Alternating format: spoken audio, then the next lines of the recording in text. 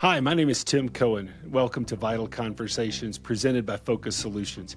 Here we talk to various leaders around all of healthcare and kind of take a deep dive into their corner of the world.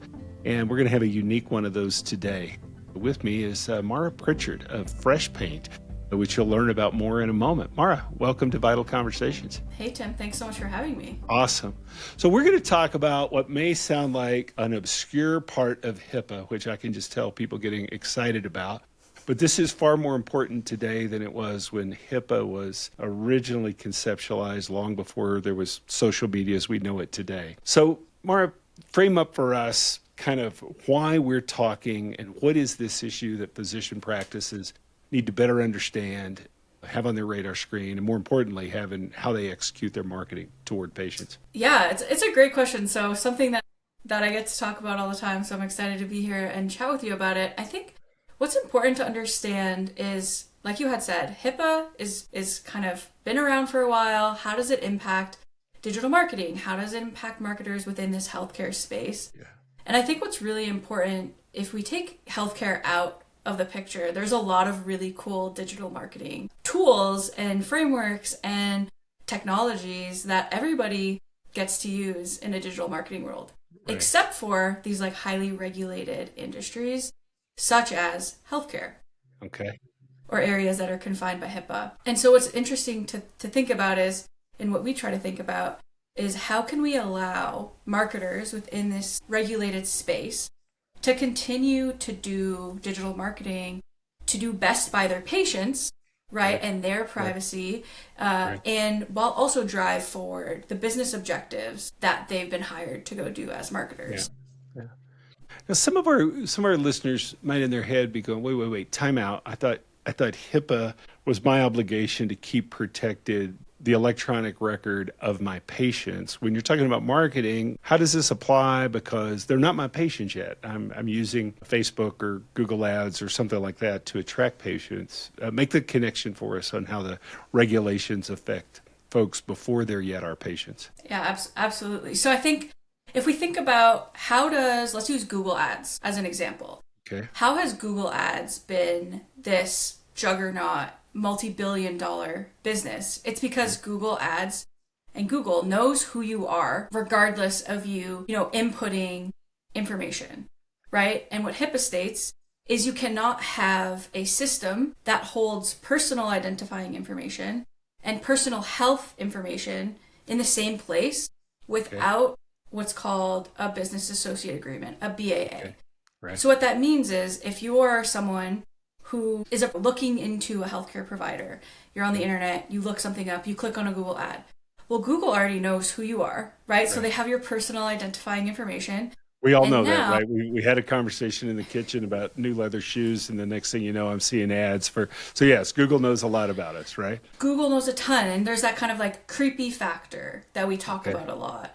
Okay. Nobody wants that with healthcare, right? So you don't want Google to know I'm looking into this specific medical complication or a certain provider or a blog post, because now Google has your health information. And if that exploration happens on a provider's site, so your clients' websites, if they have a website, right, that means that Google has health information and identifying information, and they have not signed a BAA.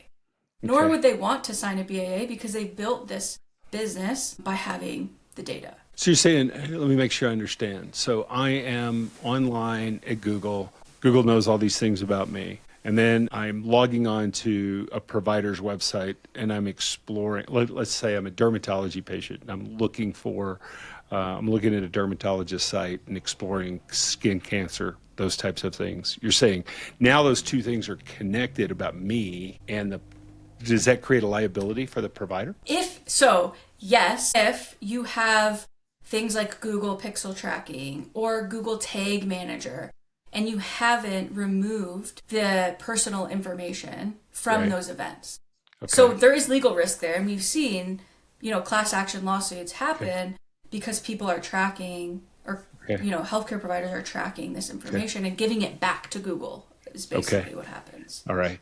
So this feels like really, really murky. I'm guessing a lot of physician practices have no idea. This feels deep in the weeds on HIPAA, deep in the weeds on how Google works. I mean, is that the problem? Like we don't understand actually what the rules require of us and how we're inadvertently getting trapped here? I think that there is an understanding of what HIPAA, there's precedent, there's guidance Right. on this, but I think you're right. Like if you're not in the weeds of HIPAA or digital marketing necessarily, you're like, how do I balance those Okay. two things?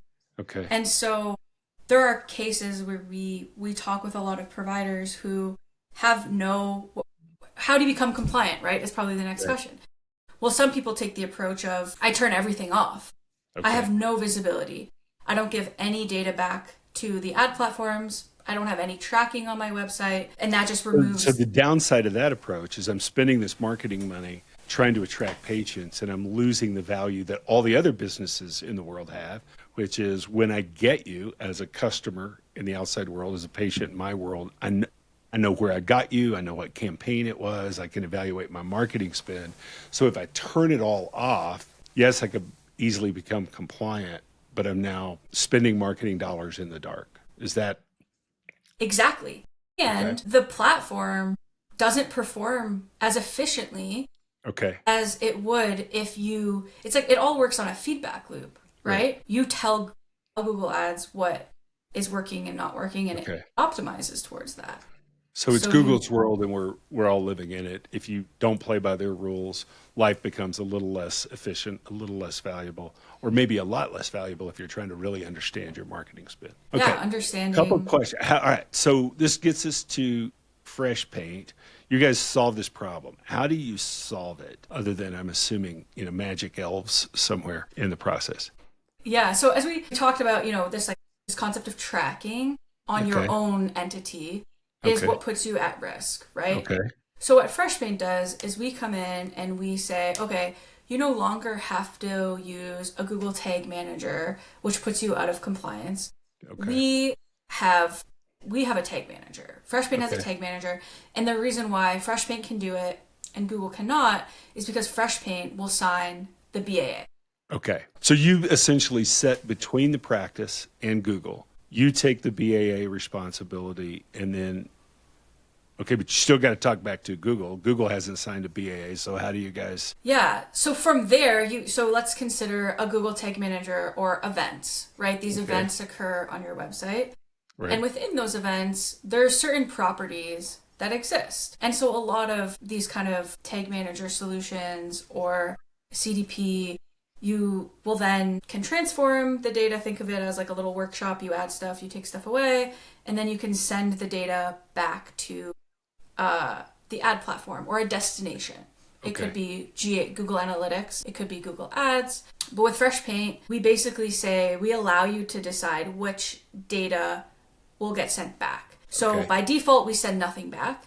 Okay. And you, as the user, have to say, like, I want to send back these various pieces of data to the platform. So you have these events that Okay. occur, there's the properties attached to the events, and you Okay. basically say, I want to feed these things back so I can either Okay. increase visibility through Okay. like a reporting tool, Okay. or I can say, hey, this is a conversion event from an ad. So Google knows, like, hey, this thing worked and didn't work. And so you can benefit from the optimization engine. So as a person who's proudly not in the weeds on either HIPAA or digital marketing tracking, if I were to try to translate that, you guys are something of a black box that can sit between my marketing campaigns and Google and give me more control as I decide how far up the benefit curve I want to be able to track my stuff and where do I want to be from a compliance standpoint. So at the end of the day, if I'm running Google ads, again, let's stay with our dermatology example. We're promoting skin cancer awareness. We want to know how many new patients we got from that. With the solution, I can get that information, stay in compliance, and continue to take advantage of the beast and all the intelligence that is Google. Is that a fair summary? Yeah. And I think not only puts you in compliance, but allows you to take some of these digital marketing strategies that people Okay. outside of healthcare are doing, like Okay. multi channel, All right. Yeah. audience builder, Okay. Because Fresh Paint has that BAA and we Okay. give you the dials to be compliant. All right. It's like, how do I get beyond just being compliant? How do I become a high performing Yeah. marketing So organization? essentially, the practice says now through the BAA that liability for compliance belongs to Fresh Paint, right? We all understand what it means to be the associate, right? I've got a solution that keeps me compliant through my relationship with somebody sitting between me and Google. I mean, without getting into the weeds of like who owns Yeah. the compliance, I mean, it's ultimately up to the business Correct. to decide what their Where they are, risk got it. structure is. But Fresh Paint Enables that. it's like a legally blessed, we work with your legal teams or Got it. whomever Got it. to continue to keep the lights on. All right. Let me ask maybe a final question as we start to end. HIPAA was conceptualized 100 years ago, right? Originally, the worry was don't let paper records walk out. We digitized the EMR, so we all think about HIPAA now related to, protecting that sort of thing. There hasn't been a lot of changes in HIPAA, one of the challenges, but surely there have been some level of update around this world because there was no real understanding of social media marketing when HIPAA was conceptualized. What has changed in the regulation over the last several years, either for good or for bad, on this issue of practices being able to market in a compliant way? I think probably what's like top of mind for folks is state regulation is actually coming up more. Okay. And that comes through way of, wiretapping legislation, by consent management. And so where HIPAA is maybe not changing as often, given changes in administration, the states are actually now stepping up and saying, okay, we're gonna put our finger on the scale here and say like you cannot do behavioral based advertising, which means like you can't infer someone's health information and then target them based on that, which goes back to that, like, I looked up shoes and now I keep getting shoe advertisements. So say, like if I was, for example, checking on skin cancer, looking at skin cancer providers, they can't then, he's got skin cancer. Is that the concept on some of these state regs? Okay. Right. You couldn't then go make it's called an audience on Google and say skin cancer people, and then go and start sending them skin cancer treatment plans. All right. And so as physician practices continue to consolidate, many of them are now operating in multiple states. So this just becomes even more complex. I think if I'm sitting in a practice executive's chair, I don't know if I feel better or worse. It feels like, oh my gosh, Mara, you've given me a can of worms to worry about. I didn't know I was supposed to worry about. I am trying to grow my practice. I do want to use digital marketing. What would be the one final takeaway you would say if you're leading a practice or leading a practice's marketing efforts and trying to educate your leadership on why this is important? What would be the 30-second elevator story that you would give? I would say that this actually doesn't have to be a massive blow to your marketing strategy. Okay. It can be thought of as a benefit, right? Where you don't have to necessarily manage tag managers and events across all these ad platforms. You can do it in one place because of that constraint, right? Okay. And so think of your constraint of legislation as an opportunity to do better performance marketing and do best by your patients and continue to grow the business. Awesome. It doesn't need to be daunting. Awesome. Mara, thanks. We really appreciate you joining us today to help us better understand something double in the weeds. HIPAA weeds, digital marketing weeds, probably not a place a lot of people live. So we really appreciate the tutorial today. Thanks a bunch. And thanks for being on Vital Conversations. Yeah, thanks, Tim. Have a good one. Awesome. For more conversations like this, subscribe wherever you listen to your podcast. We'll be back soon with another discussion focused on what really works in healthcare.